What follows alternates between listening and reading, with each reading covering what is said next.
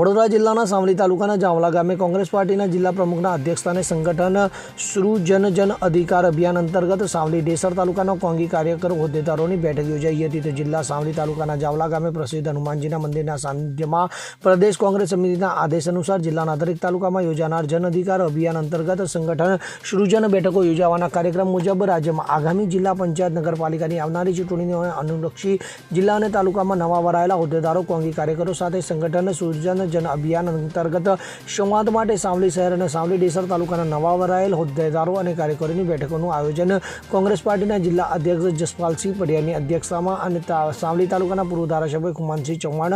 જિલ્લા પંચાયત સદસ્ય ડોક્ટર પ્યારે સાહેબ રાઠોડ, નવા વરાયેલા કોંગ્રેસ પાર્ટીના તાલુકા પ્રમુખ સાદિક અલી સૈયદ, ડેસર તાલુકા પ્રમુખ રામસિંહ ચૌહાણ, સાવલી શહેર પ્રમુખ કલ્પેશભાઈ પટેલની પ્રેરક ઉપસ્થિતિમાં આ કાર્યકર્તાઓની સંવાદ બેઠકનું આયોજન કરવામાં આવ્યું હતું, જેમાં સાવલી નગર અને સાવલી ડેસર તાલુકા કોંગ્રેસી કાર્યકરો ઉપસ્થિત રહ્યા હતા. પ્રદેશ કોંગ્રેસ સમિતિની આદેશ અનુસાર વડોદરા જિલ્લામાં દરેક તાલુકામાં જન અધિકાર અભિયાન કાર્યકર્તા સંમેલન સાથે સંગઠન સૃજન અભિયાન અંતર્ગત નવા જે પ્રમુખોની નિમણૂક કરવામાં આવી છે એ સાથે કાર્યકરોની પણ જે વાત છે એના બાબતે આજે અહીંયા જન અધિકાર અભિયાન અંતર્ગત સૌ કાર્યકરો સાથે સંવાદનો કાર્યક્રમ રાખવામાં આવ્યો. જે રીતે આગામી સમયમાં તાલુકા જિલ્લા પંચાયતની સાથે નગરપાલિકાની પણ ચૂંટણીઓ આવતી હોય અને એમાં ખાસ કરીને જે પ્રકારે રાહુલજીએ